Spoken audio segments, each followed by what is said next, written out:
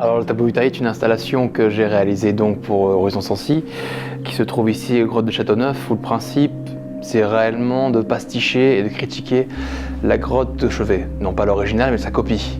Faire cette copie n'a aucun sens puisque de par l'art pariétal et puis même le chevet, on ne sait toujours pas quel est le sens réel de ces peintures dans ces grottes.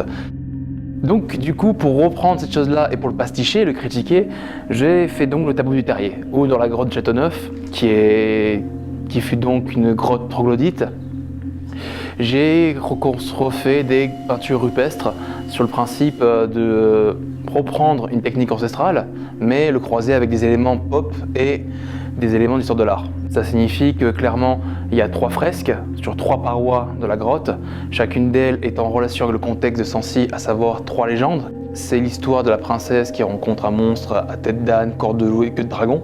Le second, la paroi centrale, c'est une légende qui raconte qu'il y a à un moment donné une meute de loups qui a saccagé toute la région, toute la vallée.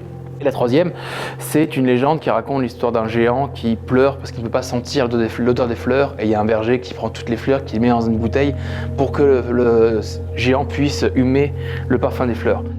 À partir de ces 3 légendes-là, je reprends les codes esthétiques des grottes rupestres, je stylise d'une façon basique, schématisée, et en plus je récupère des choses d'histoire de l'art. Pour la légende de la princesse, par exemple, la princesse, je lui fais elle est toute nue et je lui fais un corps voluptueux. C'est une référence directe à toutes les muses primitives.